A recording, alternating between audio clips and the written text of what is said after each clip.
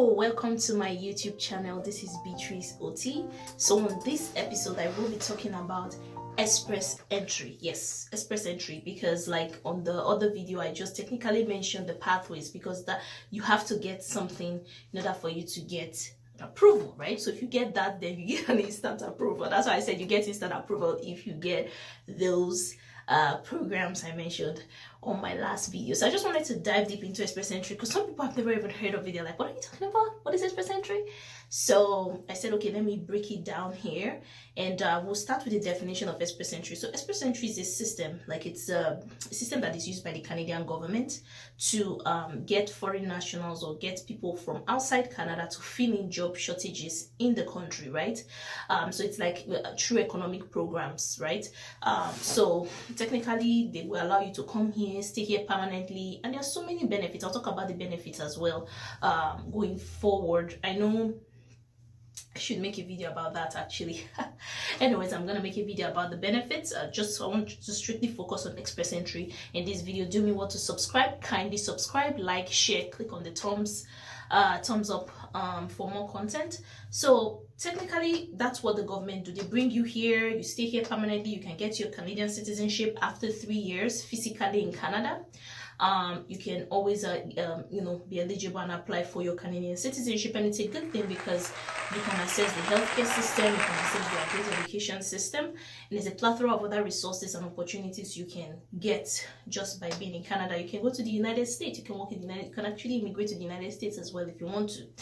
Anyways, that's a long story. So express entry, there's a lot of this. There are certain things that are always mentioned when people talk about express entry. NOC code.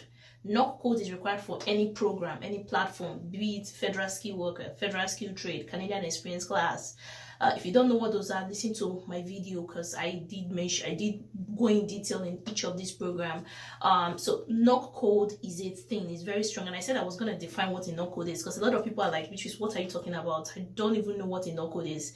It's a national occupational, it's called NOC, means National Occupation Classification.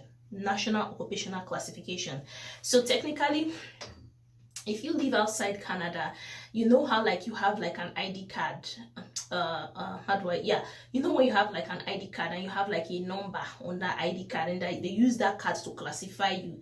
I would say it's kind of similar to it. However, this number is used to classify the job you're doing, the job description. So the levels, the O, A, B, and C is like putting it in different categories, just like, okay, lawyer, doctor, or technician, or electrician. You know, it's just the different levels, but the number is different. So for example, let me be very practical here. So for example, let's say NOC code O. Remember, NOC code O is for managerial position. Let me just reiterate. NOC code A is for professional positions such as a doctor. So you have to have like a license for those kind of, for a doctor to practice in Canada, you have to have a license.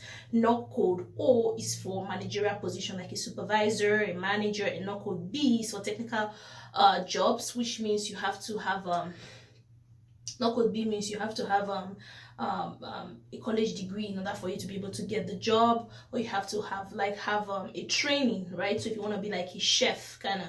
So NOC code, the NOC level of O. So let's say I am a supervisor in IT in a financial institution. So let's say I'm the senior manager of like BMO Bank, or I'm the federal manager of Scotia Bank. Yeah. My NOC code number is 0013 because it says senior manager in communication, in financial communication, is 0013. And if you want to know where you can get these numbers, I'm going to include a link in the description below. Do me well to subscribe. If you want to find your NOC code number, do you know people like for instance, someone who is making hair in a salon is a manager, is on that NOC code 000. So if you are thinking in the long run to come to Canada, and you feel it's your dream, you can actually save money for like 3 years or 4 years. Look for your NOC code number, get everything ready, get the money ready. You just have to show proof of fund. Remember, you're not paying them that money. That I will talk about the fees. I'll talk about the fees in a different video. I don't want to mix things up. you just show them proof of fund, which can definitely be, it's something they do in outside Canada, and that is if you want to come through federal skilled worker or federal skilled trade, temporary. There's so many pathways. I will be doing the pathways for provincial nominee going forward.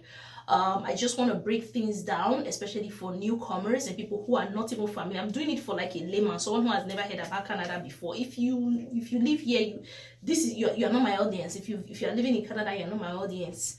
But for those who don't even know, to a layman who is like, maybe I want to try to come to this place, maybe 5 years time. So I'm just getting you into the gist so that you are aware, you're familiar with the terms, with the terminology.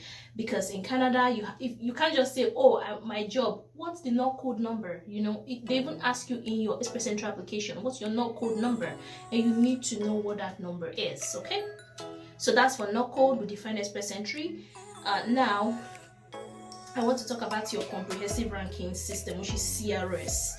So CRS, your CRS score, they are ranking you in a poll with many individuals all over the world, in the 7 continents of the world. There's so many individuals, some people from China, Nigeria, to everywhere. So they rank you in a system. So in order for you to be eligible and be in that system, which is in your Express Entry application or profile, you have to be eligible under Canadian experience class, which I discussed in the previous video.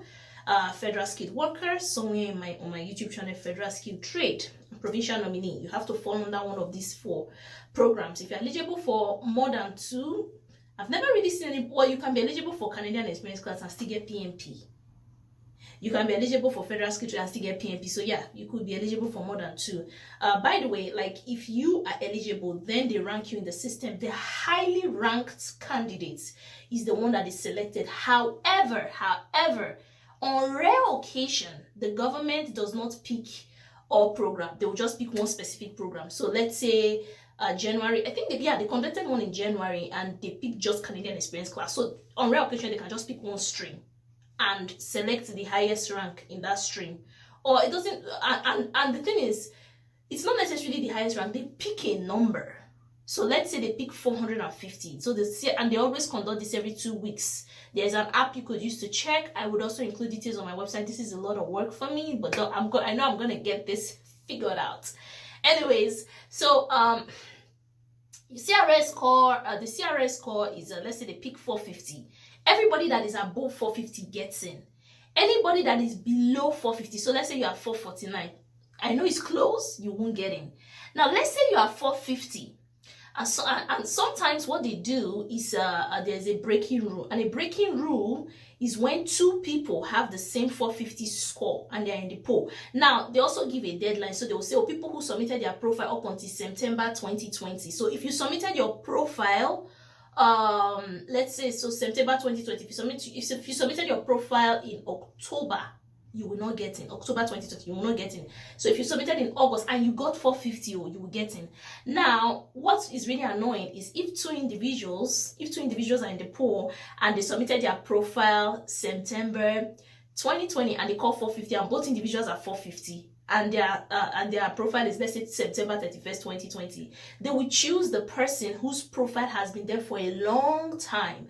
So even if your profile was there and you got 450, and I know it's really annoying, and you got 450 and you are still within the deadline and they've reached the number of people, so let's say they want 4,500 and you are the 4,501 person, I'm sorry, they won't pick you. However, if they call the next round and the number is less, let's say the number is 440, you would get in. But I just want to reiterate, there's a tie-breaking rule where they pick an individual whose profile is the longest in the Express Entry poll, and all this is classified under the CRS portal. I'm going to include the link in the description so you understand what it means, right? Because it's kind of annoying. I know a friend who she got 462 and she wasn't selected, and unfortunately they called the next score was low. But imagine if because you can never know, you can't predict. You can't predict what score they can call. Sometimes they can call 462, sometimes they can call 470. There was a time it was extremely high, and a lot of people were waiting in that poll, waiting, and it can be extremely frustrating. However, what are we going to do, right? So just make sure it's doable, it's possible. Just make sure you know you are eligible, you do the work, you endeavor to, you know, do all you can and pray about it, seek the face of the Lord, you know, because it's a battle. Like I've been there, and I know how it feels. Yeah. And I just wanted to talk about the main ingredients, like the main ingredients of comprehensive ranking system. I don't want to say requirements because some of these things are requirements under the program. So I'll say the main ingredients of CRS. In order for you to get like great scores or points, you have to have like a very high language score. If you can get a band 9 in IELTS, that's amazing. However, the highest number for language is 160 points. I will also include a description. The highest number for work experience, Canadian work experience, this is for single individuals. Remember, if you are married, the score drops depending on the age of your spouse. The sweet spot to come to Canada is people who are very young. Like if you're 20 to 29, the highest point is 110. For education, the highest rank is 150. So if you get like a PhD, that number goes, you know, up. If you have like a degree, it's around 100 and something. For work experience for Canada, it's 80 points. Now this differs with federal skilled work and federal skilled trade.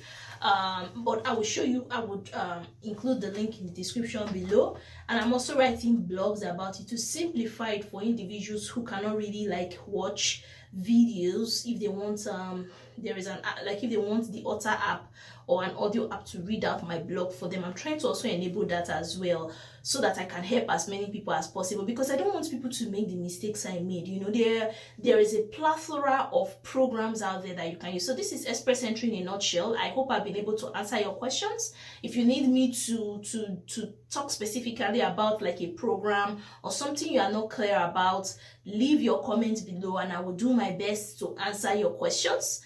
Before you leave, subscribe to my channel for more content. Click on the thumbs bell, like, share, and comment. See you on the next video.